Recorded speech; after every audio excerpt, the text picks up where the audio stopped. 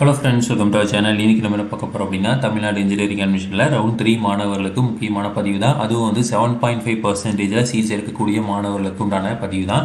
So after round 2 என்னென்ன seat matrix, எவ்வளோ வந்து சீட் வேகன்சிஸ் இருக்குது அப்படிங்கிறத டிஎன்இஏ வெப்சைட்ஸ்லேயே வந்து கொடுத்துருக்காங்க. அதுவும் வந்து 7.5%க்கு எங்கெங்கெல்லாம் சீட்ஸ் இருக்குது அப்படிங்கிற மாதிரி நமக்கு வந்து கொடுத்துருக்காங்க. ஸோ இதில் பார்த்தீங்க அப்படின்னா மெயினாக வந்து நிறைய காலேஜஸில் வந்து சீட்ஸ் வந்து போயிருச்சு. அதுலேயும் வந்து பார்த்தீங்கன்னா எஸ்சி எஸ்டி எஸ்சிஏ மாணவர்களுக்கு மட்டும்தான் சீட்ஸ் இருக்குது. ஸோ இதில் ஒரு சில காலேஜஸில் ரொம்பவே ஃபில் ஆகாமல் இருக்கிற காலேஜஸில் மட்டும்தான் வந்து சீட்ஸ் இருக்கோ தவிர, பொதுவாக வந்து ஒரு அட்டானமஸ் காலேஜஸில் நிறைய பேர் ஜாயின் பண்ணுவாங்க அப்படிங்கிற மாதிரி இருக்க காலேஜஸ்லாம் வந்து சீட்ஸ் வந்து போயிடுச்சு.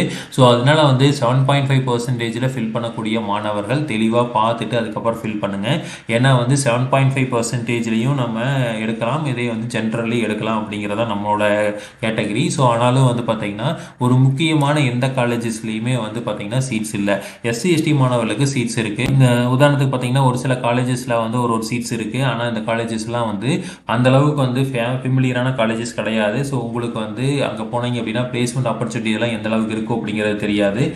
இப்போ உதாரணத்துக்கு பார்த்தீங்கன்னா இங்கே பாவை இன்ஜினியரிங் காலேஜில் அட்டானமஸ் காலேஜ் தான் வந்து பிசிஎம்மில் ஒரு சீட் இருக்குது, எஸ்சிஏல ஒரு சீட் இருக்குது. ஸோ இந்த மாதிரி எங்கேயாவது ஒரு சீட்டு அந்த மாதிரி தான் இருக்கும். ஸோ அதெல்லாம் வந்து பார்த்திங்கன்னா இந்த கவுன்சிலிங்லேயே வந்து டாப்பில் இருக்கிற ஸ்டூடெண்ட்ஸ் வந்து எடுத்துருவாங்க. மேக்ஸிமம் வந்து ஓசி பிசி எம்பிசி எல்லாத்துலேயும் வந்து எடுத்துட்டாங்க. பிசிஎம் இதுலாம் தான் வந்துருக்கு. ஸோ அப்படியே மீறி இருக்குது அப்படின்னா அந்த காலேஜில் ஜாயின் பண்ணால் பிளேஸ்மெண்ட் ஆப்பர்ச்சுனிட்டி இருக்குமா அப்படிங்கிறது பார்த்துக்குங்க. ஏன்னா நீங்கள் வந்து ஃபீஸ் இல்லை அப்படிங்கிற ஒரே ஒரு ரீசன் மட்டும்தான் அங்கே இருக்கும். அங்கேயும் வந்து பார்த்தீங்கன்னா கொஞ்சம் ஃபீஸ் ஒரு சில காலேஜஸில் ஃபீஸ் வாங்குறாங்க. ஃபீஸ்னால் ஒரு மினிமம் அமௌண்ட் வாங்குறாங்க. ஸோ அதுக்கு வந்து நார்மல் இன்ஜினியரிங் காலேஜில் ஜென்ரல் கோட்டாவில் நீங்கள் எடுத்துகிட்டு போயிடலாம்.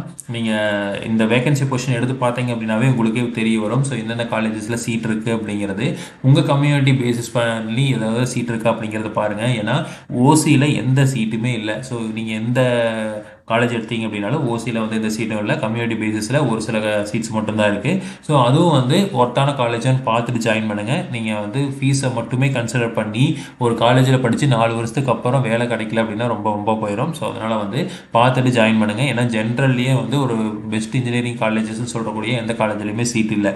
ஸோ அதனால் வந்து பார்த்திங்கன்னா ஓரளவுக்கு நல்ல காலேஜில் தான் சீட் இருக்குது. ஸோ அதை பார்த்துட்டு ஜாயின் பண்ணுங்கள். ஸோ இதே மாதிரி இன்ஃபர்மேஷன் உங்களுக்கு தொடர்ந்து வேணும் அப்படின்னு சேனல் சப்ஸ்கிரைப் பண்ணுங்கள். தேங்க்யூ.